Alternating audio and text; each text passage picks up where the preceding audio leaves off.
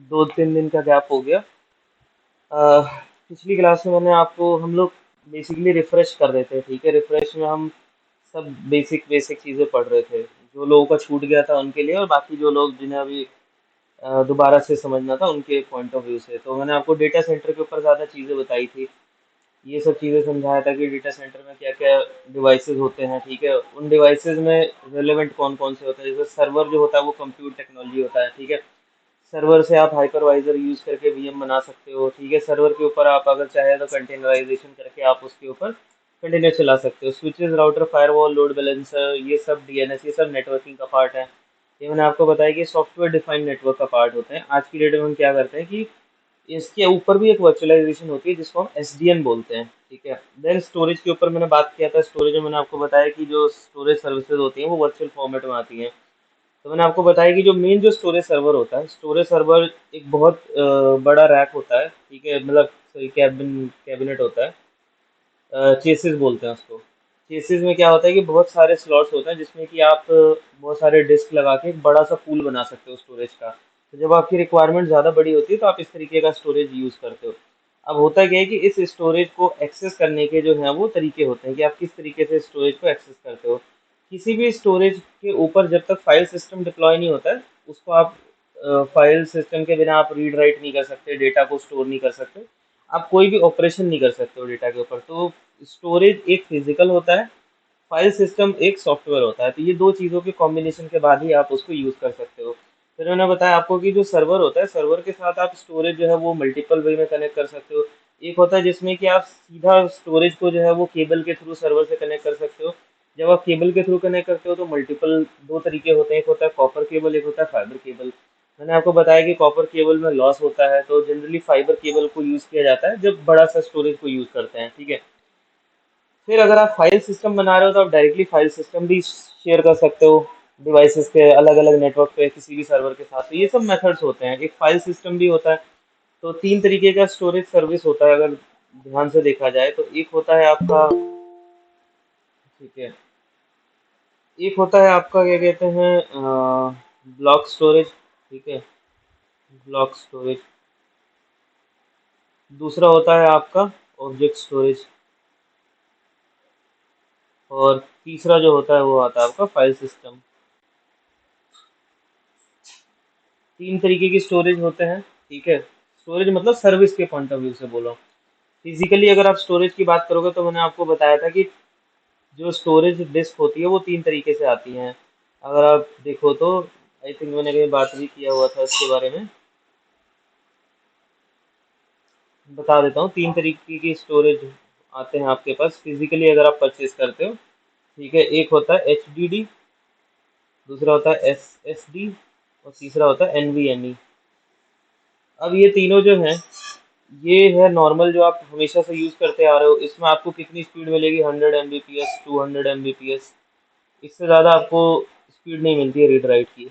जब आप एसएसडी में जाते हो तो ये आपको 600 Mbps तक दे सकता है, 1000 Mbps भी दे सकता है, डिपेंडिंग कि कितने अच्छे क्वालिटी का आप स्टोरेज ले रहे हो।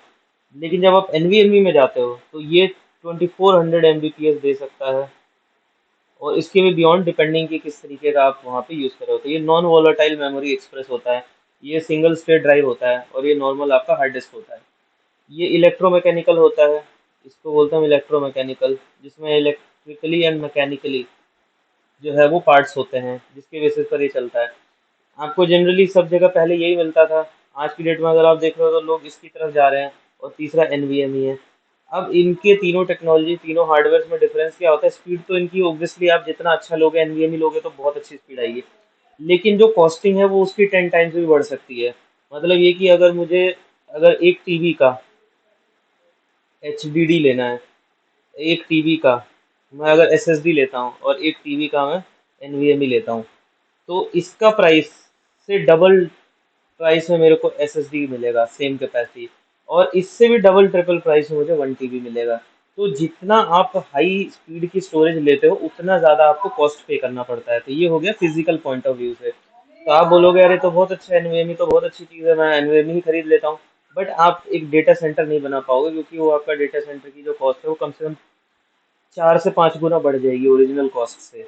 तो आपको मिक्स लेना पड़ता है। मिक्स मतलब कि कहाँ आपको अलग अलग जगह पे अलग अलग टाइप की स्टोरेज को यूज़ करना होता है। एक पूल में जहाँ पे हाई स्पीड की रिक्वायरमेंट होती है वहाँ पे आप एनवीएमई यूज़ करते हो, ठीक है। ओब्वियसली ये कॉस्टली होता है। अगर आप नॉर्मल पब्लिक प्लेटफॉर्म्स पे भी जाते हो और अगर आप उनसे एनवीएमई, तो आप ये तीनों तरीके की स्टोरेज मांग सकते हो, अगर आप चाहे तो आप मांग सकते हो।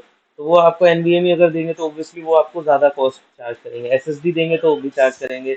अब देखो जनरली क्या होता है ना कि जो एचडीडी होता है ये सुटेबल नहीं होता है क्लाउड सॉल्यूशंस में। तो अगर आप क्लाउड सॉल्यूशंस बना रहे हो तो उस केस में आपके पास जो, अगर आप बोलोगे कि मैं ये तो चीपर है तो मैं इसी से ही डेटा सेंटर बना लेता हूँ और उसके बाद में उसको क्लाउड सॉल्यूशन सॉफ्टवेयर डाल देता हूँ, तो उसमें केस में आपका जो एचडीडी है वो नहीं चलेगा।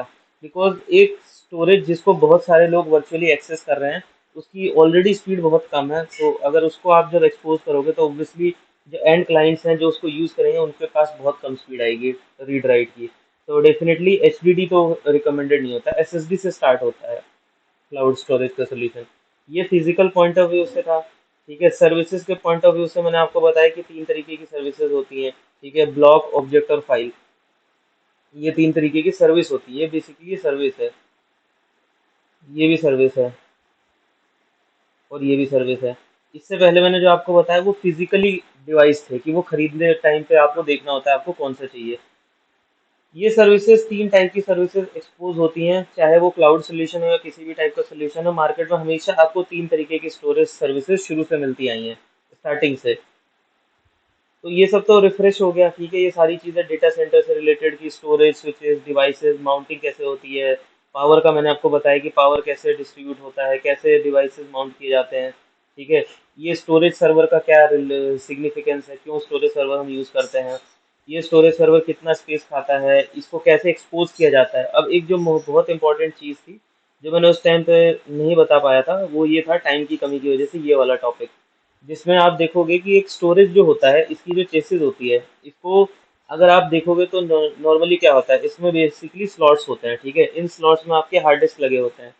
इन स्लॉट्स के अंदर बहुत सारी डिस्क लगी होती हैं जिनको कि हमें यूज़ करके एक बड़ा सा स्टोरेज पूल बनाना है। लेकिन इसको यूज़ करने के लिए आपको एक सर्वर चाहिए होता है। ऑलवेज रिमेंबर कि ये जो केसेस है, अगर इसमें एक सर्वर नहीं है, एक कंप्यूट नहीं है, आपको एक कंप्यूट चाहिए, कंप्यूट सर्वर, जो कि इस पूरे के पूरे चेसिस को सॉफ्टवेयर के थ्रू वर्चुअलाइज कर सके। बिकॉज अगर मैं एक प्लेन चेसिस है, ठीक है, लेट्स टेक अ केस कि मेरे पास एक प्लेन चेसिस है, ठीक है। एक प्लेन चेसिस में अगर मैं मान लो हार्ड डिस्क को रखता हूँ, ठीक है, एक प्लेन चेसिस है, ठीक है, और इसमें लेट्स से कि बहुत सारे स्लॉट्स हैं, ठीक है। और इन सारे स्लॉट्स में अगर मैं मान लो ओवरऑल अगर मैं स्टोरेज डालता हूँ, तो लेट्स एज्यूम कि मैंने 500 टीबी का एक कलेक्शन बना लिया, ये पूरा पूल बन गया मेरा 500 टीबी का। पर अब ये जो 500 है, अब ये मैं एक्सपोज कैसे करूंगा आउटर वर्ल्ड को, क्योंकि ये 500 तो एक नॉर्मल डिस्क है। जब तक वो नॉर्मल डिस्क के ऊपर कोई ना कोई सॉफ्टवेयर आप नहीं प्रोसेस करोगे तब तक आप उसको एक्सेस नहीं कर सकते हो बाहर से। तो पहले कैसे होता था, पहले एक्सेस करना या अब के एक्सेस करने में क्या डिफरेंस है कि यहाँ पे अगर आप देखोगे तो जनरली जो चेसिस होती है इनकी, जो स्टोरेज की जो चेसिस होती है, अब नॉर्मली हार्ड डिस्क को तो आप कनेक्ट नहीं करोगे ना सर्वर के साथ, आपको ये कंसोलिडेटेड पोर्ट निकलते हैं यहाँ से। तो लेट से यहाँ पे चार पोर्ट हैं, ये चार पोर्ट हो गए आपके फाइबर के, ये होते हैं आपके फाइबर पोर्ट। दो भी होते हैं, चार भी होते हैं, देखो डिपेंडिंग ऑन रिडंडेंसी आप कितना रिडंडेंसी चाहते हो। रिडंडेंसी की मैं बात करूँ फिजिकली, कि मान लो एक फाइबर कट हो गया तो उस केस में मेरा स्टिल जो एक्सेस है वो अप रहेगा। और ये जो नंबर ऑफ पोर्ट्स होते हैं, अगर आपको लॉजिकली ये डिस्क को अलग अलग करना है, आप चाहते हो कि ये एक जो स्टोरेज है इसको अलग अलग लोग बिल्कुल आइसोलेटेड वे में यूज करें, तो आप इसमें नंबर ऑफ केबल्स को बढ़ा के इनको एक्सपोज करते हो। अब ये एक्सपोज देखो कैसे होते हैं, लॉजिकल यूनिट नंबर होता है, लॉजिकल यूनिट नंबर, ये स्टोरेज टेक्नोलॉजी है, ठीक है। ये होती है लॉजिकल यूनिट नंबर्स, ये एक्सपोज किया जाता है। अब इसके लिए आपको एक सर्वर चाहिए, यहाँ पे चाहिए आपको एक सर्वर। सर्वर क्यों चाहिए, क्योंकि ये जो पोर्ट है, ये जो केबल है, ये जाके कहीं ना कहीं टर्मिनेट होगी किसी सर्वर पे। तो ये सर्वर पे केबल आ गया, यहाँ पे फाइबर पोर्ट हो गया इसके साथ, ये देखो ये सर्वर का फाइबर पोर्ट है और आपका स्टोरेज का जो चेसिस है उसके फाइबर पोर्ट से कनेक्ट हो गया। अब इस सर्वर में देखो सबसे नीचे लेयर पे तो आपका ये हार्डवेयर हो गया, ठीक है, ये हार्डवेयर हो गया जहाँ से आप फिजिकली कनेक्शन बना रहे हो, फिजिकल कनेक्शन। और यही हमारे स्टैक का भी रूल होता है कि पहले हार्डवेयर होता है, फिर उसके बाद ओएस होता है, फिर उसके बाद ओएस की कॉन्फ़िगरेशन होती है, देन उसके बाद आपका डिपेंडेंसी होता है सॉफ्टवेयर का, एंड देन फाइनली आपका जो भी सॉफ्टवेयर इंस्टॉल करना था वो चलता है। तो यहाँ पे जब आप देखोगे तो ओएस एक सॉफ्टवेयर है जो कि आपके इस स्टोरेज को एक्सेस करके एक फाइल सिस्टम में कन्वर्ट कर सकता है, या किसी भी तरीके का आप अगर आप चाहते हो एक्सपोज करना आप कर सकते हो। तो होगा क्या है कि यहाँ से अब आउटसाइड वर्ल्ड को आप अपना स्टोरेज जो है वो एक्सपोज करोगे as a service, storage as a service. ठीक है, अब यहाँ से आप एक्सपोज करोगे आउटसाइड वर्ल्ड को। तो जब बाहर से कोई देखेगा तो आउटसाइड वर्ल्ड से उसको क्या व्यू मिलेगा? उसको ये व्यू मिलेगा कि ये पूरा का पूरा जो डिवाइस है वो एक यूनिट है। अगर हम बाहर से देखें तो ये इसको एक सिंगल यूनिट मान के चलेगा। आजकल क्या होता है कि ये जो सर्वर है, अब मुझे बहुत हाई एंड कंप्यूट नहीं चाहिए, मुझे यहाँ पे मैं लो एंड कंप्यूट से भी काम चला सकता हूँ। मतलब ये कि मुझे सर्वर पे बहुत ज़्यादा स्पेसिफिकेशन नहीं चाहिए, जस्ट एक नॉर्मल मीडियम टाइप का सर्वर चाहिए जिससे कि मैं इसको कनेक्ट कर सकूं। और रिडंडेंसी बनाने के लिए, क्योंकि मान लो अगर ये सर्वर डाउन हो गया तो आपका जो पूरा जो एक्सेस है, जो रूट है, अगर आप देखोगे तो जो सारा रूट है वो कैसे जा रहा है, वो सारा का सारा रूट जो है वो जा रहा है वाया दिस फाइबर केबल इस सर्वर के पास, और इस सर्वर से आप आउटसाइड वर्ल्ड को एक्सपोज कर रहे हो। तो एक रिडंडेंसी के लिए आप यहाँ पे एक और लगा सकते हो, ये एक और सर्वर लगा सकते हो। ये बहुत ही लो एंड सर्वर होते हैं, और यहाँ से ये केवल इसको इसमें टर्मिनेट करा दो। अब क्या होगा कि ये कंबाइंड यूनिट हो गया, ठीक है, ये हाई अवेलेबिलिटी में हो गया। अब आप बाहर जो भी सर्विस एक्सपोज करोगे वो रिडंडेंट है, आपकी किसी भी केसेस में जो ये जो सर्विस है वो कभी भी डाउन नहीं होगी। ठीक है, तो इस तरीके से आउटसाइड वर्ल्ड को एक स्टोरेज दिखता है। अब यहाँ पे जो स्टोरेज एक्सपोज होता है वो तीन तरीके से एक्सपोज किया जाता है, फंडामेंटली तीन तरीके की सर्विसेज होती हैं। ठीक है, ऑब्जेक्ट स्टोरेज, ब्लॉक स्टोरेज, और file system, file system service. अब ये क्या है ना, देखो यहाँ पे अब ये सर्विस है तो यहाँ पे आप इसको सर्विस लिख सकते हो कि object storage service, block storage service, और इसको आप कह सकते हो फाइल सिस्टम सर्विस, क्योंकि अभी सर्विस के फॉर्म में एक्सपोज हो रहा है। बाहर किसी को भी आप एक्सपोज करोगे तो वो तीन तरीके से सर्विस को यूज कर पाएगा। जो सबसे ज्यादा चलता है वो होता है ब्लॉक स्टोरेज। ब्लॉक स्टोरेज का मतलब क्या होता है कि ट्रेडिशनल, अगर आप एक हार्ड डिस्क देखते हो तो नॉर्मली क्या होता है, ये एक हार्ड डिस्क होती है। ठीक है, ये एक नॉर्मल हार्ड डिस्क है। ठीक है, इस हार्ड डिस्क के ऊपर जब आप इसको यूज करते हो तो आपको सबसे पहले इसके ऊपर फॉर्मेटिंग करके एक फाइल सिस्टम डालना पड़ता है। ठीक है, फाइल सिस्टम लगाना पड़ता है। ये इस तरीके से होता है। तो ये हो गया सॉफ्टवेयर लेयर, और ये हो गया मेरा हार्डवेयर लेयर। अब क्या होगा कि जब तक ये फाइल सिस्टम नहीं बनेगा ना, तब तक कोई भी एप्लीकेशन इसके ऊपर डेटा राइट नहीं कर सकता, कुछ भी नहीं कर सकता, एप्लीकेशन एक्सेस नहीं कर सकता। मतलब कि आप जो भी डेटा को प्रोसेस करना चाहते हो, डेटा को स्टोर करना है, ठीक है, डेटा को डिलीट करना है, मॉडिफाई करना है, व्यू करना है, कोई भी आप काम अगर करना चाहते हो वो तभी पॉसिबल है जब उसके ऊपर एक फाइल सिस्टम चल रहा होगा। आप डायरेक्टली एक हार्ड डिस्क के ऊपर कोई भी डेटा नहीं रख सकते बिना फाइल सिस्टम बनाए हुए। तो अभी क्या होगा कि ये जो high level and low level, ठीक है, ये दोनों चीज़ें कैसे सर्वर में इम्प्लीमेंट होता है। जब सर्वर पे इम्प्लीमेंट किया जाता है तो क्या किया जाता है कि ये एक सर्वर है, ठीक है। अब लेट्स से कि आपके पास एक दो तीन चार, 1 2 3 4 5, पांच हार्ड डिस्क हैं जो कि आपके सर्वर में इंटरनली प्रेजेंट है। ठीक है, तो इंटरनली प्रेजेंट है तो इनको हम लोकल बोलते हैं। जो भी सर्वर के अंदर इनबिल्ट आता है उसको हम लोकल डिस्क बोलते हैं, और जो सर्वर से बाहर होता है उसको हम रिमोट बोलते हैं। तो अगर मैं इसकी बात करूं तो ये रिमोट है, ये रिमोट डिस्क हो गया जो कि सर्वर से बाहर है। अब क्या होगा कि ये जो डिस्क है इसको जब आप ऊपर एक्सपोज करते हो अपने ओएस के साथ, जब आप ओएस के साथ ये हार्ड डिस्क को लेते हो तो आपने ऑब्जेक्टिवली क्या है, फाइल सिस्टम बनाना है। लेकिन लेट्स से कि एक ये नंबर वन हो गया, इसके ऊपर आपने एक फाइल सिस्टम बना दिया, FS1 बना दिया, इसके ऊपर आपने एक FS2 बना दिया, ठीक है, ऐसे ही आपने इसके ऊपर एक FS3 बना दिया। तो हर एक डिस्क को आपने एक अलग अलग फाइल सिस्टम बना दिया। लेकिन लेट्स से कि अगर ये डिस्क क्रैश हो गया, अगर ये किसी रीजन से क्रैश हो गया, जो कि पॉसिबल है, ये एक फिजिकल डिवाइस है तो फिजिकल डिवाइस के चांसेस होते हैं कि वो फिजिकली फॉल्ट हो सकता है किसी भी रीजन से। तो जो भी डेटा इस पर्टिकुलर फाइल सिस्टम के थ्रू जो इस हार्ड डिस्क में सेव किया गया था वो सब कुछ लूज हो जाता है। तो लाइनेक्स एक सॉफ्टवेयर ऑफर करता है जिसको हम बोलते हैं एलवीएम। ठीक है, इसको हम बोलते हैं Linux volume management. Linux volume management क्या कहता है कि अगर आपके पास बहुत सारे हार्ड डिस्क हैं, ठीक है, मान लो लेट से 3 हार्ड डिस्क हैं, और आप इसके ऊपर इंडिविजुअली फाइल सिस्टम बनाते हो, तो आपकी हर एक जो हार्ड डिस्क है वो रिस्क पे होती है कि अगर कभी भी कुछ होता है तो आपका जो डेटा है वो गया। और कल को अगर आपको एक्सटेंशन करना है, होता क्या है कि ये फाइल सिस्टम है, ये फाइल सिस्टम आप कहीं माउंट करोगे किसी डायरेक्टरी के साथ और आप अपना डेटा एक्सेस करोगे। कल को मान लो ये फुल हो गया और अब आपको एक्सपेंड करना है, तो आप एक्सपेंड नहीं कर सकते, बिकॉज नीचे से जो हार्ड डिस्क है वो आपका सपोर्ट नहीं करेगा। तो इसके लिए क्या कहते हैं कि इन बिटवीन एक लेयर इंट्रोड्यूस किया जाता है। लेयर कैसे इंट्रोड्यूस करते हैं कि हम ये कलेक्शन ऑफ हार्ड डिस्क लेते हैं, ठीक है, ये फिजिकल हो गया, तो ये हो गया आपका फिजिकल, ये हो गया हार्ड डिस्क 1, ये हो गया हार्ड डिस्क 2, और ये 3। ठीक है, इसके ऊपर आप क्या करते हो, जब ये सर्वर पे जाता है, ठीक है, जब ये सर्वर पे रिकॉग्नाइज होता है, जब यहाँ पे ओएस इंस्टॉल होता है, तो ओएस की लेयर में ये क्या करते हैं, हम इसको, ये ब्लॉक्स के फॉर्म में विजिबल होता है। ओएस इसको ब्लॉक के फॉर्म में रिकॉग्नाइज करता है, ब्लॉक, तो इसीलिए इसे हम ब्लॉक स्टोरेज कहते हैं। तो अब क्या होगा कि यहाँ पे ये इसके लिए एक पीवी क्रिएट करेगा, तो इसको आप बोलोगे pv1, इसको आप बोलोगे pv2, और इसको आप बोलोगे pv3। ठीक है, ये इसके ऊपर है, ये इसके ऊपर है। ये मान लो लेट्स से कि ये आपका है 100 GB, ये है 100 GB, and this is 100 GB। तो 3 डिस्क हैं आपके पास 100 100 GB की। इसके ऊपर आपने पीवी बनाया, पीवी के ऊपर आप क्या करते हो, यहाँ पे आप बनाते हो वीजी, इसको हम बोलते हैं वॉल्यूम ग्रुप। ये वॉल्यूम ग्रुप इन तीनों को मिला के बनता है। तो अभी जो ये वीजी की जो कैपेसिटी है वो हो गई 300 GB, और इस वीजी के ऊपर आप बनाते हो एलवी। ठीक है, तो इसके ऊपर आप बनाओगे लॉजिकल वॉल्यूम, और ये लॉजिकल वॉल्यूम कितना हो गया 300 GB।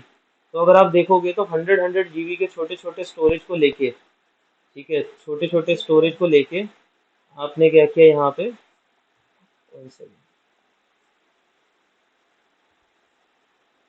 ये छोटे छोटे आपने 3 डिस्क लिए और तीनों को मिला के आपने एक सिंगल पूल बना दिया, एक सिंगल वॉल्यूम बना दिया। तो ये जो वॉल्यूम का जो कन्वर्जन होता है, जिसमें आप फिजिकल वॉल्यूम को लॉजिकल वॉल्यूम में कन्वर्ट करते हो, यहाँ पे आप इसको एलवी में कन्वर्ट करते हो, ये होता है आपका फाइनल लॉजिकल वॉल्यूम।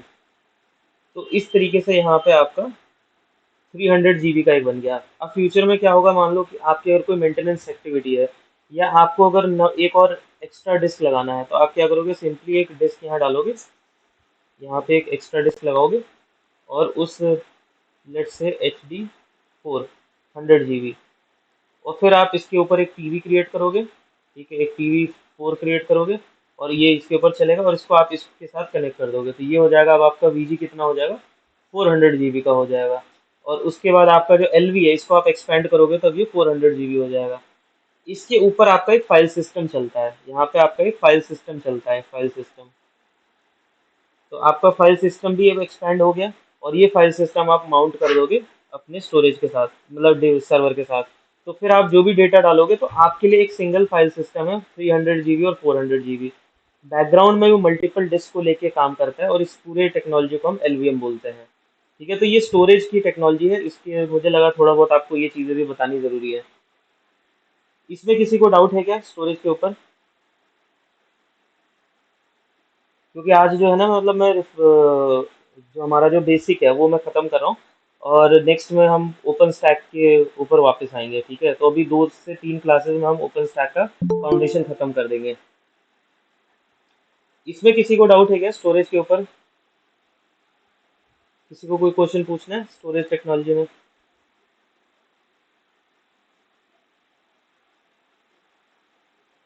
नहीं, मतलब इसमें किसी को कोई सवाल नहीं है। ठीक है, तो देखो, मैंने आपको अभी तक क्या क्या बताया, मैं आपको रिवाइज करा देता हूँ। सबसे पहले मैंने आपको बताया कि डेटा सेंटर, डेटा सेंटर क्या होता है। डेटा सेंटर फिजिकली बताया मैंने आपको, फिजिकल डेटा सेंटर क्या क्या चीज़ें होती हैं डेटा सेंटर में। सर्वर होता है, स्टोरेज होता है, और नेटवर्किंग डिवाइस होते हैं। नेटवर्किंग डिवाइसेस जो होते हैं वो आपका होता है स्विच, राउटर, ठीक है, फायरवॉल, लोड बैलेंसर, डीएनएस, और भी इसके अलावा बहुत सारे होते हैं। ये जस्ट मैंने आपको मेन मेन डिवाइसेस बताए, तो ये नेटवर्किंग के डिवाइसेस होते हैं। अब क्या होता है कि जो वर्चुअलाइजेशन की जो टेक्नोलॉजी है वो कहाँ कहाँ अप्लाई होती है। ये जो सर्वर टेक्नोलॉजी होती है इसके अंदर आप, इसमें देखो सबसे मेन जो चीज़ होती है वो होता है रिसोर्स। एक सर्वर के पास क्या रिसोर्स होता है, सबसे पहले आपको वो समझना जरूरी है। एक सर्वर के पास होता है सीपीयू, रैम, नेटवर्क और स्टोरेज। ये चार चीज़ें होती है। सीपीयू रैम जो होता है वो इनबिल्ट होता है, ठीक है, इनबिल्ट मदरबोर्ड में होता है। नेटवर्क सिर्फ एक पोर्ट होता है जो कि आपको इस नेटवर्क डिवाइस के साथ ले जाएगा। तो अगर आप नेटवर्क डिवाइस देखोगे तो यहाँ पे आप आ जाओगे। स्टोरेज की जब आप बात करते हो तो ये स्टोरेज टेक्नोलॉजी को पॉइंट आउट करता है। स्टोरेज दो तरीके की होती है, एक होता है लोकल और दूसरा होता है रिमोट। तो मैंने आपको जस्ट अभी थोड़ी देर पहले बताया कि लोकल वो होता है, वो हार्ड डिस्क जो आपके सर्वर के अंदर होता है, ठीक है। तो सर्वर में जो हार्ड डिस्क होती है उसको हम लोकल बोलते हैं, इनसाइड सर्वर। क्या हो गया?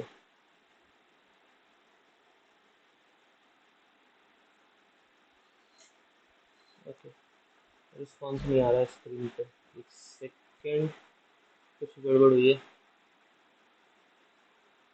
एक मिनट वेट करना, चल नहीं रहा है ये, क्या हो गया?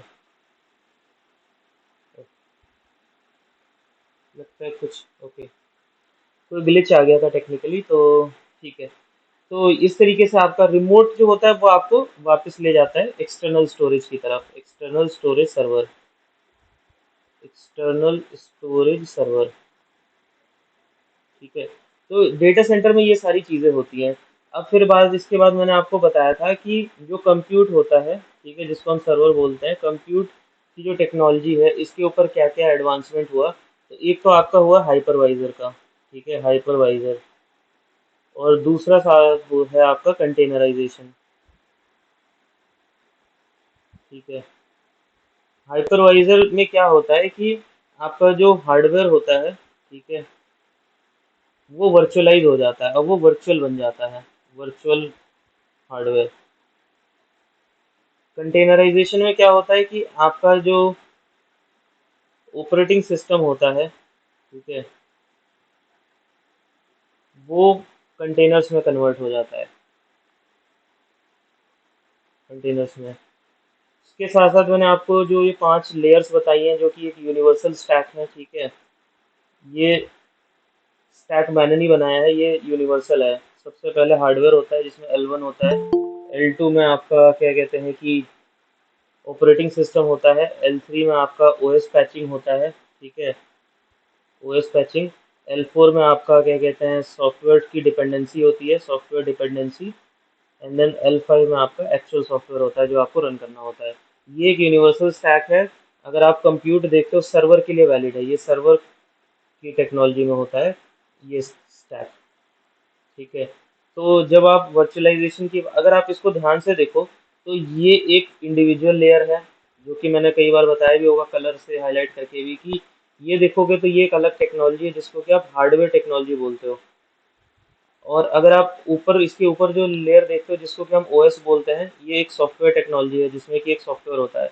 इस पैचिंग को भी मैं सिमिलर जोन में होने की वजह से एक साथ रख रहा हूँ, ठीक है। और यहाँ पे फिर फाइनली आपका होता है एक्चुअल सॉफ्टवेयर। ये है मेरा एक्चुअल सॉफ्टवेयर जो मुझे रन करना है, और ये इसकी डिपेंडेंसी, ठीक है, ये साथ में इसकी डिपेंडेंसी है। तो इसको भी मैं एक कलर से दिखा रहा हूँ। तो अगर आप देखोगे तो टेक्नोलॉजी के पॉइंट ऑफ व्यू से ये एक सिंगल यूनिट है, करेक्ट, ये है सॉफ्टवेयर। ये आप देखोगे तो ये है ऑपरेटिंग सिस्टम और ये है आपका हार्डवेयर। तो तीन टेक्नोलॉजीज आपके सामने हैं। अब हम लेगेसी में क्या करते थे, लेगेसी वो होता है जो हम पहले कर रहे थे, अभी हम नहीं कर रहे हैं, ठीक है। लेगेसी में क्या होता था कि इस पूरे आर्किटेक्चर को अगर आप एक साथ जब देखते हो तो इसे हम बोलते हैं मोनोलिथिक। मोनोलिथिक का मतलब होता है सिंगल व्यू। अगर आप देखोगे बाहर से तो आपको ये सिंगल स्टैक दिखाई देगा। अब क्या हुआ कि जब आप वर्चुअलाइजेशन की बात करते हो तो हार्डवेयर को लेके हमने वर्चुअलाइजेशन किया, ठीक है। तो जब हार्डवेयर को लेके हमने वर्चुअलाइजेशन किया तो हमने किस तरीके से इस स्टैक को देखो ब्रेक किया है। इस स्टैक को हमने कैसे डिफरेंट टेक्नोलॉजीज की हेल्प से इसको अलग अलग उसमें ब्रेक किया है। तो यहाँ पे हमारे पास, अगर मैं बोलूँ कि ये है मेरा हार्डवेयर, अगर मैं बोलता हूँ कि दिस इज माई हार्डवेयर,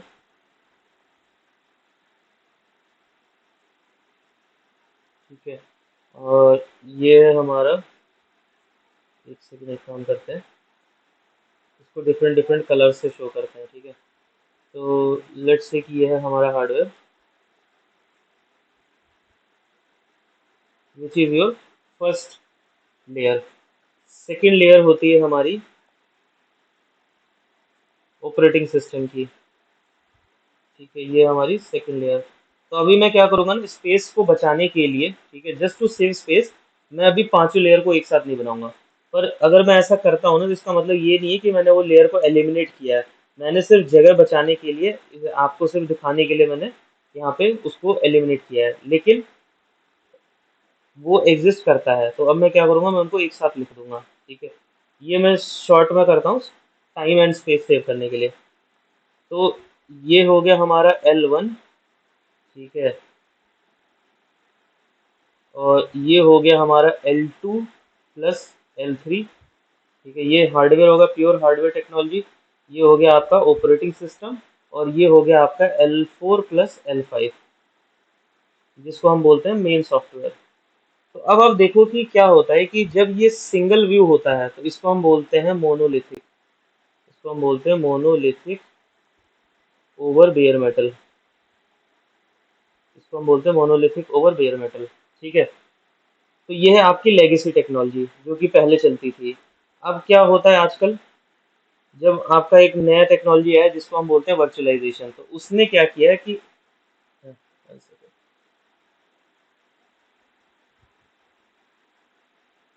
उसने ये अलग कर दिया। तो अगर आप यहाँ पे देखोगे तो अभी आपको ये डिफरेंस दिखेगा कि यहाँ से लेके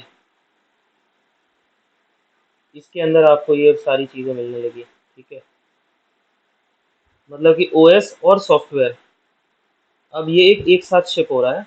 इसके पहले क्या था, हार्डवेयर भी एक साथ शिप होता था, ठीक है, हार्डवेयर भी शिप होता था। लेकिन अभी क्या है कि मैंने हार्डवेयर को अलग करके हटा दिया। अब वो हार्डवेयर कहाँ चला गया, वो चला गया क्लाउड के पास या प्रोवाइडर के पास जो मुझे सर्विस प्रोवाइड कर रहा है। तो इस तरीके की टेक्नोलॉजी को हम बोलते हैं वर्चुअल मशीन, ठीक है, इसको हम बोलते हैं वर्चुअलाइजेशन। ये हो गया हमारा हार्डवेयर वर्चुअलाइजेशन, और ये जो प्रोडक्ट होता है हम इसको बोलते हैं वर्चुअल मशीन, वर्चुअल मशीन। ये वाला मैंने आपको बता दिया बेयर मेटल, ठीक है। अब जो तीसरी जो टेक्नोलॉजी इसके साथ एक पैरेलल में आई है उसको हम बोलते हैं कंटेनराइजेशन। अब कंटेनराइजेशन में देखो क्या होता है, कंटेनराइजेशन के अंदर,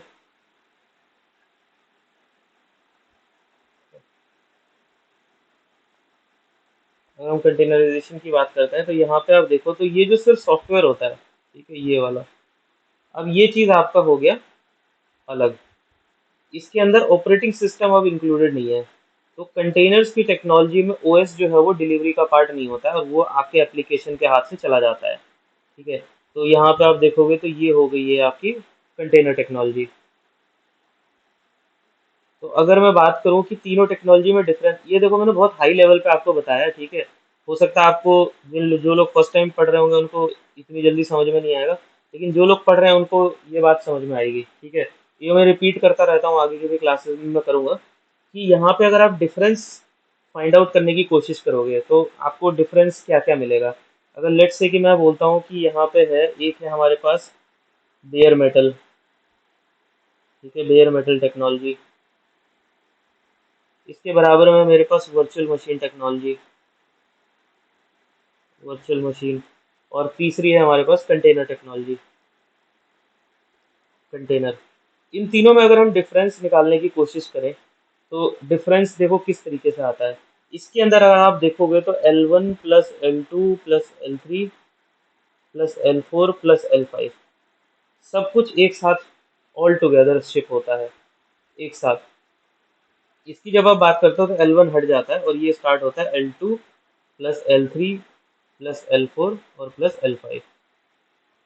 जब आप कंटेनर्स की बात करते हो तो आप सिर्फ L4 प्लस L5 की बात करते हो। मतलब इसमें देखोगे तो आप देखो वेट देखो, पहले वाले टेक्नोलॉजी में कितना वेट है, इसमें आप देखोगे कि तो इसकी जो एक कंप्लीट जो डीवीडी होती है, जो सॉफ्टवेयर होता है, वो जीबीज में जाता है, जीबीज में जाता है, 8 जीबी 10 जीबी। जो वर्चुअल मशीन टेक्नोलॉजी होती है इसमें आपका ओएस जो है वो स्टिल शिप होता है, हार्डवेयर नहीं होता है, तो इसकी भी जो है वो भी जीबीज में जाता है, लेकिन यहाँ पे हार्डवेयर नहीं होता है, यहाँ पे हार्डवेयर माइनस हो जाता है, माइनस हार्डवेयर, ये हो गया माइनस। इसमें देखोगे तो माइनस हार्डवेयर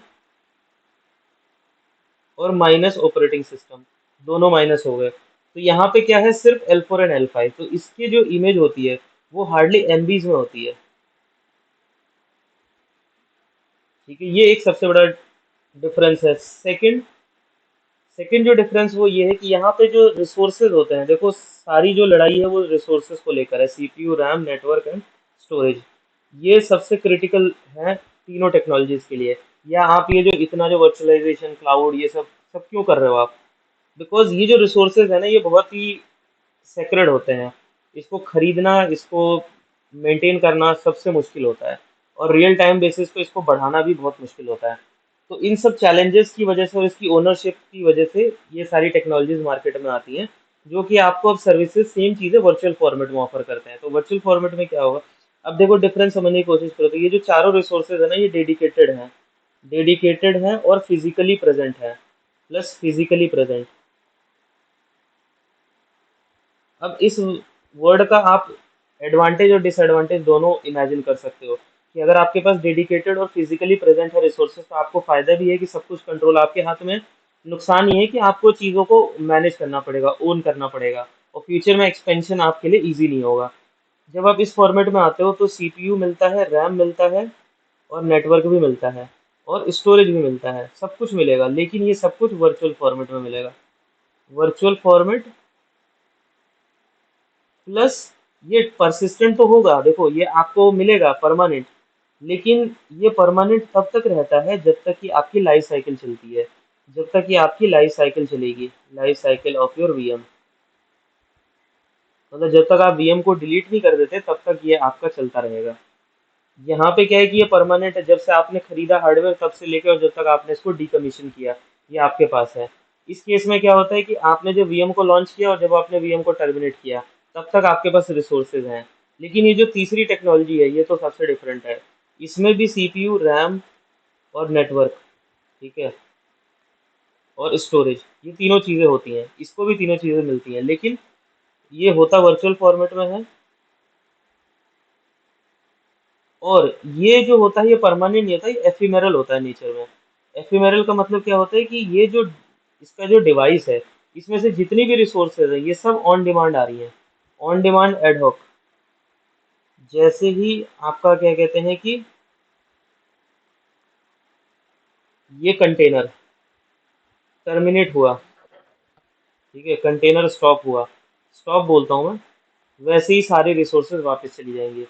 इस केस में क्या होता था कि अगर वीएम पावर ऑफ भी हो गया, ठीक है, अगर आप पावर ऑफ करते हो या आप रीबूट करते हो, दोनों केसेस में आपका जो रिसोर्सेज हैं, ठीक है, रिसोर्सेज वो परसिस्टेंट है, रिसोर्सेज परसिस्टेंट। मतलब कि अगर मैं रीबूट भी कर देता हूँ अपने वीएम को तो जो मेरा स्टोरेज है, जो मेरा आईपी है, जो भी रिसोर्सेज सीपीयू रैम है वो वापस मुझे मिल जाएगा रीबूट के बाद। लेकिन कंटेनर्स के टेक्नोलॉजी में अगर आपने एक बार कंटेनर को, आप सिर्फ दो ही काम करते हो कंटेनर को, या तो आप रन करते हो या आप उसे टर्मिनेट करते हो, तीसरा कोई स्टेट नहीं होता है। मतलब कि कंटेनर रन होगा, जब ये रन होगा तो इसके पास रिसोर्सेज होंगी, रिसोर्सेज डायनेमिक, ठीक है, डायनेमिकली रन टाइम पे मिलेगा, dynamically run time, run time पे। और जैसे ही आप टर्मिनेट करते हो ये बैक टू पूल चला जाता है, बैक टू पूल। अब जब ये बैक टू पूल जाता है ना तो ये बहुत बड़ा चैलेंज भी होता है और ये एडवांटेज भी होता है। एडवांटेज और चैलेंज दोनों है इस टेक्नोलॉजी में, ठीक है। इसकी अलग क्लास चलती है, वो ऑलरेडी मैं बहुत सारी चीज़ें बता चुका हूँ, थोड़ा बहुत मैं आपको फिर भी हिंट देता रहता हूँ इस टेक्नोलॉजी के बारे में। तो ये तीन टेक्नोलॉजी जो पैरेलली चलती हैं ये है आपकी सर्वर से रिलेटेड। स्टोरेज की जब मैं बात करूँ तो जो यहाँ पे देखो डिवाइसेस थे, जब मैंने आपको बताया कि डेटा सेंटर में फिजिकली क्या क्या होते हैं ये डिवाइसेस, फिर कंप्यूट की बात की हमने, कंप्यूट के बाद फिर हम बात करते हैं स्टोरेज की। देखो जो स्टोरेज की जो टेक्नोलॉजी है, ठीक है, स्टोरेज की जो टेक्नोलॉजी है उसमें भी वर्चुअलाइजेशन किया जाता है, वर्चुअलाइजेशन। और जो सर्विसेज होती हैं वो तीन फॉर्मेट में एक्सपोज होती हैं, ठीक है। जैसे कि आपका ब्लॉक स्टोरेज, ऑब्जेक्ट स्टोरेज और फाइल सिस्टम। ये तीन तरीके से आपकी जो सर्विसेज हैं वो एक्सपोज होती हैं आउटसाइड। एक सॉफ्टवेयर आता है मार्केट में ओपन सोर्स, जिसको हम बोलते हैं सेफ। ये आपके स्टोरेज को वर्चुअलाइज कर सकता है, ठीक है। ओपन स्टैक के पास स्टोरेज का कोई सॉफ्टवेयर नहीं होता है। मतलब कि ओपन स्टैक किसी सॉफ्टवेयर को स्टोरेज को वर्चुअलाइज नहीं करता है, वो सेफ को यूज करता है, ठीक है। चौथी चीज जो होती है होता है नेटवर्क। अब नेटवर्क की जब हम बात करते हैं तो नेटवर्क में सबसे इंपॉर्टेंट होता है आपका राउटर, ठीक है। उसके बाद होता है आपका स्विच। ये दो सबसे इंपॉर्टेंट होते हैं। उसके अलावा फायरवॉल, लोड बैलेंसर, बहुत सारी चीजें हैं। अगर आप देखोगे तो लोड बैलेंसर, डीएनएस, ये आजकल सॉफ्टवेयर के फॉर्मेट में मिलने लगे हैं। मतलब कि एक software based load balancer, DNS आपको मिलता है। राउटर और स्विचेस ये भी आजकल सॉफ्टवेयर के फॉर्म में आ चुके हैं। अब ये कैसे आते हैं सॉफ्टवेयर के फॉर्म में? With the help of SDN, software defined network. Software defined network क्या कहता है कि मान लो मेरे पास स्विचेज हैं, ठीक है। मेरे पास एक स्विच है, दो स्विच है, तीन स्विचेज हैं, ठीक है, चार स्विच है, ऐसे ही मेरे पास बहुत सारे स्विचेज हैं। अब मान लो मैं इन स्विचेस को अगर मैं एक फिजिकली यूज कर रहा हूँ, तो मैं इसको वर्चुअल फॉर्मेट में कैसे एक्सपोज करूँ? तो वर्चुअल फॉर्मेट में एक्सपोज करने के लिए क्या किया जाता है कि एक कॉन्सेप्ट होता है जो ये कहता है, एसडीएन का जो कॉन्सेप्ट है वो ये कहता है controller plane and data plane, इसका क्या मतलब है कि ये जो सॉफ्ट डिवाइसेस है, मान लो लेट्स से ये स्विच है, ये स्विच वन है, ये टू है, ये थ्री है, ये फोर है, चार स्विचेस हैं। इन चार स्विचेस को अगर मुझे वर्चुअलाइज करना है तो मैं क्या करूँ? इसके ऊपर तो मैं सॉफ्टवेयर नहीं डाल सकता, ठीक है। मैं इसके ऊपर सॉफ्टवेयर नहीं डाल सकता, नॉट पॉसिबल। तो मैं क्या करता हूँ कि इनको मैं एक सर्वर के थ्रू कनेक्ट कर लेता हूँ, एक छोटा सा एक लाइट सर्वर, ठीक है। ज़्यादा बड़ा नहीं, एक लाइट सर्वर। तो अब आप ये बोलोगे कि ये एक इंटीग्रल, अगर आप बाहर से देखोगे तो ये आपको एक सिंगल व्यू दिखेगा, जिसमें कि एक सर्वर भी साथ में जाता है, ठीक है, एक सर्वर भी जाता है। ये सर्वर क्या करता है कि ये जो है कंट्रोलर का काम करता है, कंट्रोलर प्लेन। और जो एक्चुअल स्विचेस हैं वो आपका डेटा प्लेन का काम करते हैं, डेटा प्लेन। तो होगा क्या कि यहाँ से सॉफ्टवेयर लेयर से इसको इंस्ट्रक्शन आएगा और ये वर्चुअली जो नेटवर्क है इसको इनके ऊपर रन करेगा, ठीक है। तो ये एसडीएन टेक्नोलॉजी होती है। ये ओपन स्टैक से अलग है, ओपन स्टैक भी एसडीएन यूज करता है। तो देखो, ओपन स्टैक सेफ भी यूज करता है, ओपन स्टैक एसडीएन भी यूज करता है, ठीक है। और यहाँ पे जब आप देखोगे कंप्यूट के अंदर, तो ओपन स्टैक जो है वो हाइपरवाइजर भी यूज करता है। जहाँ मैंने आपको ये बताया था, तो ओपन स्टैक हाइपरवाइजर भी यूज करता है। तो इस तरीके से आपकी डेटा सेंटर में ये सारे इक्विपमेंट्स होते हैं और ये इनकी करस्पॉन्डिंग टेक्नोलॉजीज है, ठीक है। अब क्वेश्चन ये आता है कि आप के सामने अब तीन टेक्नोलॉजी प्रेजेंट की गई है, तो आप उसमें से गुड और बैड या अपनी रिक्वायरमेंट में किसको सिलेक्ट करोगे, ठीक है। तो कुछ क्वेश्चंस हैं जो कि मैंने मतलब बना के रखे हुए हैं, मैं आपको सेंड कर दूंगा, ठीक है। मैं आपको टेक्स्ट कर दूंगा ग्रुप चैट पे ही। वो क्वेश्चन के आंसर ना, मैं चाहता हूँ कि आप वो क्वेश्चन के आंसर ना खुद से ढूंढ के लाओ। और अगर किसी को कोई आंसर नहीं मिलता है तो फिर वो मुझसे बात करे, मैं उसको फिर वो आंसर समझाऊंगा। हमेशा अपने आप से वो क्वेश्चन के आंसर आपको खुद से ढूंढ के लाने हैं, किसी से मतलब पूछना नहीं है, खुद से वो आंसर्स को ढूंढना है। और बहुत बहुत बेसिक क्वेश्चंस है, मतलब ऐसा नहीं कि आपको इंटरनेट पे भी जाने की जरूरत है। आप खुद से भी उन क्वेश्चंस के आंसर ले सकते हो, ठीक है। तो वापस में आता हूँ। ये सब देखो क्या होता है कि ये जो टेक्नोलॉजी की जो एडवांसमेंट है, ठीक है, लेगेसी से लेके कंटेनर्स तक जो कि अभी चल रहा है, लेगेसी से लेके कंटेनर्स। लेगेसी था हमारा बेयर मेटल, फिर आपका बीच में आया वर्चुअल मशीन, और फिर कंटेनर आया। तो समहाउ वी आर लॉस्ट। एक तरफ हम इधर बढ़ रहे थे, अचानक किसी ने पैरेलली बोल दिया कि ये कंटेनर टेक्नोलॉजी भी पॉसिबल है, एग्जिस्ट करती है। तो अब हम जब बेयर मेटल से जर्नी हमारी शुरू होती है, हम लेगेसी से बाहर निकलना चाहते हैं, तो हमारे पास दो ऑप्शन है, एक है कि वीएम का और एक है कंटेनर्स का। तो अब लोग कंफ्यूज होने लगे कि हम क्या करें, क्या हम वीएम पे जाएं या हम कंटेनर्स पे जाएं, या हम वीएम के बाद फिर कंटेनर्स पे जाएं। तो देखो, तीनों टेक्नोलॉजीज जो है वो इंडिपेंडेंट है। इंडिपेंडेंट बोले तो तीन तीन टेक्नोलॉजीज हैं। आपको तीनों को इवेल्युएट करना है, अपने यूज केस को समझना है और उसके बेसिस पे आपको सिलेक्शन करना है। हो सकता है कि आपके यूज केस में क्या पता आपको बेयर मेटल बेटर पड़े, या हो सकता है आपके यूज केस में आपको कंटेनर अच्छा पड़े या आपको वीएम बेटर पड़े। तो आपको तीनों के प्रोज एंड कॉन्स पता होने चाहिए, तभी आप उसमें से बेस्ट सिलेक्ट कर सकते हो। देखो, तीनों में से बेस्ट कोई भी नहीं है, इतना मैं आपको बता दूं। No, nothing is best, nothing is best. It's all about the requirement and offering. कि क्या रिक्वायरमेंट है और क्या मिल रहा है। अब लेट्स से कि बहुत छोटा केस लेते हैं, एक स्टार्टअप कंपनी है, ठीक है, स्टार्टअप कंपनी है जिसका बहुत ही स्टार्टअप है, अभी उसने जस्ट अभी शुरू किया है, और उनका मान लो कि कुछ काम है, लेट्स से मार्केटिंग का काम है, लेट्स से वो मार्केटिंग का कोई काम करते हैं। अब ये जो मार्केटिंग की कंपनी है, इसका जो मेन फोकस था वो अपने बिजनेस के ऊपर था, बट क्योंकि आपको पता है कि आज की डेट में सबको अपनी प्रेजेंस बनानी पड़ती है, करेक्ट। डिजिटली प्रेजेंस बनाने के लिए, डिजिटल प्रेजेंस के लिए इनको क्या करना पड़ेगा कि इनको ऑनलाइन ऑनलाइन जो है अपना प्रेजेंस लाना पड़ेगा। ऑनलाइन का मतलब ये है कि इनको एक मोबाइल वेब सॉफ्टवेयर बनाना पड़ेगा, और साथ में इनको एक वेबसाइट बनानी पड़ेगी। यही जनरली होता है आजकल। अब क्या होता है, ऑफलाइन तो एक अलग चीज़ है, देखो ऑफलाइन वो मार्केट में जाएगा, स्टोर स्टोर खेले खोलेगा, वो सब आउटसाइड अवर अवर एजेंडा है। अगर वो ऑनलाइन जाता है, उसको एक सॉफ्टवेयर बनवाना पड़ेगा, डेवलप करवाना पड़ेगा, तो उसको डेवलपर के पास जाना पड़ेगा, सॉफ्टवेयर को डेवलप करना पड़ेगा, जब वो सॉफ्टवेयर बन जाएगा उसके बाद उस सॉफ्टवेयर को उसे रन करना पड़ेगा। अब उसको रन करने के लिए उसे चाहिए इंफ्रास्ट्रक्चर, उसको रन करने के लिए उसको चाहिए इंफ्रास्ट्रक्चर, बेसिकली उसे चाहिए डेटा सेंटर। अब ये डेटा सेंटर अगर आप फिजिकली बनाते हो, जो कि सबसे पहले मैंने बताया, तो ये इतना कॉम्प्लिकेटेड एंड इतना कॉस्टली सोल्यूशन है कि ये एक जो बिजनेस स्टार्टअप है उसके लिए पॉसिबल नहीं है अफोर्ड कर पाना। तो वो क्या करेगा, वो लुक करेगा कि उसको कहीं से कोई पब्लिक क्लाउड के ऊपर डेटा सेंटर मिल जाए, तो वो पब्लिक क्लाउड के ऊपर जाएगा, और वहां से जाके वो अपना वर्चुअल डेटा सेंटर बना लेगा। वर्चुअल डेटा सेंटर, ठीक है, वर्चुअल डीसी। तो वर्चुअल डीसी उसको सस्ता पड़ा in comparison to physical data centre, क्योंकि इस कंपनी का जो मेन फोकस था वो अपने बिजनेस के ऊपर था, उनको अपनी जो फोकस है वो मार्केटिंग के ऊपर करनी थी, जो उनका मेन कोर बिजनेस था।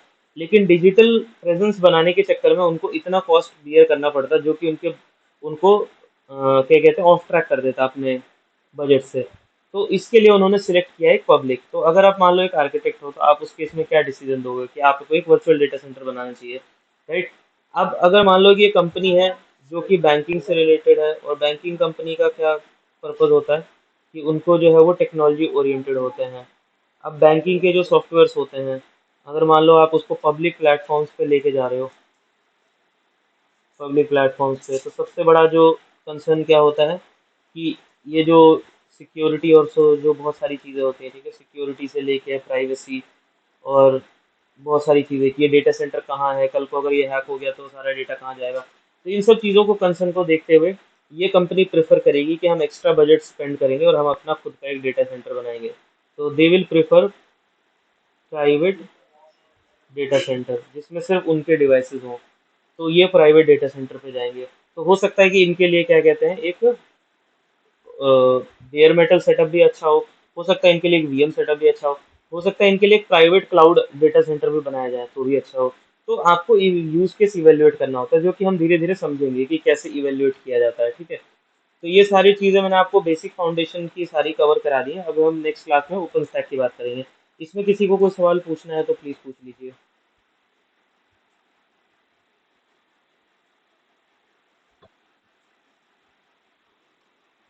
नहीं। सर मैं आज लेट ज्वाइन किया तो ओके। थोड़ा ऑफिस का काम था। देखो भाई, मैंने ना बेसिक चीज़ें बताई हैं अभी तक, हमने जितना भी पढ़ा है ना, हाँ हाँ ठीक है। सर, ये हाँ, ये तो जो भी है हम लोग का हाँ, क्लास आज तक डाटा सेंटर का जो भी क्लास कंप्लीट हुआ है हाँ, बस उसका रिवाइज कर रहे थे हम लोग। हाँ, बट करेक्ट। सर वही आज तक जितने क्लास है थोड़ा उसका ये वीडियो मिल जाए तो बढ़िया वो होगा। मिल जाएगा, वो मिल जाएगा, उसकी आप चिंता मत करो। मैंने प्रोसेसिंग स्टार्ट कर दी हाँ, है, तो आपको इसका वीडियो मिल एक्चुअली क्या है जाएगा। ना सर, प्रैक्टिस करने के लिए ये होगा, आपको बोला था मैंने भी सर। हम्म। नहीं, ठीक है, वीडियोस मैं आपको दे दूंगा, ठीक है, वीडियोस आपको मिल जाएंगे। मैं ट्राई करूंगा ठीक है जितनी सर। जल्दी से जल्दी अपलोड हो जाए। सर नेक्स्ट तो क्लास हमारा जो नेक्स्ट क्लास आएगा ओपन स्टैक का मतलब पूरा आज ही प्रोसेस में हम लोग जाएंगे राइट सर, मतलब ओपन स्टैक जब हम शुरू करेंगे, तो हमने बीच में जहाँ पे ओपन स्टैक छोड़ा था ना, जिसमें मैंने आपको ओपन स्टैक की बेसिक चीज़ें बताई थी, और मैंने आपको साथ में एक कंपनीज। एक्सरसाइज भी दिया था। साथ में मैंने एक एक्सरसाइज दिया था कि आप एक वीएम लॉन्च करके देखना, अगर आपके पास ओपन स्टैक का एक्सेस है, ठीक है। फिर इसके साथ साथ मैंने आपको ओपन स्टैक की सर्विस वो भी बताए थे, सर्विसेज की कौन कौन सी सर्विसेज होती हैं, ठीक है। तो हम वहीं से फिर, और आई एम नॉट श्योर कि मैंने नोवा का कॉल फ्लो बताया था या नहीं बताया था। नहीं सर, लेट वो मी चेक। एक्चुअली डीपली नहीं गए थे, हम जस्ट लाइटली हम लोग का जो कॉल फ्लो हुआ था, मतलब मोस्टली जैसे कि सारे कंपोनेंट्स में एग्जैक्टली एपीआई नोवा शेड्यूलर जैसे रहता है ऐसे नहीं गए थे, और स्लाइटली हम लोग का आइडिया दिए थे आपने। चलो तो ठीक है, नेक्स्ट क्लास में मैं आपको नोवा की कॉल फ्लो बताऊंगा और आपको ये बताऊंगा कि जो ओपन स्टैक की जो सर्विसेज होती हैं उनका फंडामेंटल प्रिंसिपल क्या होता है, मतलब वो किस प्रिंसिपल पे सर्विसेज डिजाइन करते हैं। ताकि आपको अगर एक बार नोवा पता चल गया तो आप सिल्डर को समझ सकते हो, न्यूट्रॉन समझ सकते हो, तो आपको बाकी सर्विसेज को भी समझने में ईजी रहेगा। ठीक है। तो जी सर। नेक्स्ट क्लास में हम इसको ट्राई करेंगे कवर करने का। ठीक है सर। ठीक है, तो नेक्स्ट तो हम फ्राइडे को मिलते हैं। ठीक है। इन केस सर अगर मैं हिमांशु भाई फ्राइडे। है यहाँ पे। सर, हाँ हाँ। सर जस्ट मिनट, हिमांशु भाई, हेलो।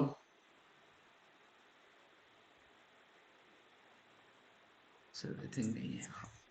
एक्चुअली वो सेपरेट बैकग्राउंड से है, तो उसको कंफ्यूज होता था मतलब समझने के लिए, तो आई थिंक। ओके। ठीक है सर। कोई नहीं, उस बोलना हिमांशु को बोलना एक अलग से कनेक्ट कर लेगा या नेक्स्ट क्लास में ज्वाइन हाँ करके लाइन में, मैं। हाँ हाँ लाइन पे हूँ, मैं लाइन पे हूँ। अरे हाँ हिमांशु हिमांशु। भाई, जो भी कंफ्यूज हम्म। डाउट है सर को आ, बोलो। हाँ मतलब वही है, मतलब बेसिक मेरा है नहीं क्लाउड में, तो थोड़ा स्टार्टिंग से थोड़ा समझना पड़ेगा इसे भैया। देखो, आपको अगर बेसिक क्लाउड में नहीं है ना तो डोंट वरी, मैंने अभी हम्म। तक जितनी भी हम्म। चीजें हैं ना वो बहुत बेसिक से समझाई है। हम्म। अभी इनफैक्ट तो अभी मैंने आज जो रिवाइज किया ना, आप देखोगे मैंने डेटा सेंटर से शुरू किया है। ठीक है। हम्म। तो आप एक बार इसको गो थ्रू करना, वीडियोस को दोबारा से देखना। ठीक है। अगर कोई भी डाउट होता है, आपके पास ये एक्सेस है ना, ये नोटबुक का जो मैंने नोटबुक बना रखी है इसका एक्सेस आपके पास है। हम्म। अगर नहीं है तो बता दो, इसको एक्सेस करो। यहाँ पे देखो मैंने बिल्कुल कोर लेवल पे समझाया, बिल्कुल ग्राउंड लेवल से समझाया। इसमें ओके। क्लाउड क्लाउड ऐसा नहीं कि मैं क्लाउड पे डायरेक्ट जंप कर रहा हूँ, मैंने आपको ये सारी बेसिक चीजें समझाई, एक बार गो थ्रू करो। कोई भी इसके ऊपर हम्म। डाउट होगा तो पूछ लेना फिर भी। ठीक है। ओके ठीक। चलो ठीक है, फिर हम मिलते हिमांशु हैं। भाई, वीडियो में आप देखेंगे ना इसका विजुअल? हाँ, एक बार वीडियो चेक कर ओके लेना। सर। ठीक है। चलो तो इसके साथ आज की क्लास खत्म करते हैं।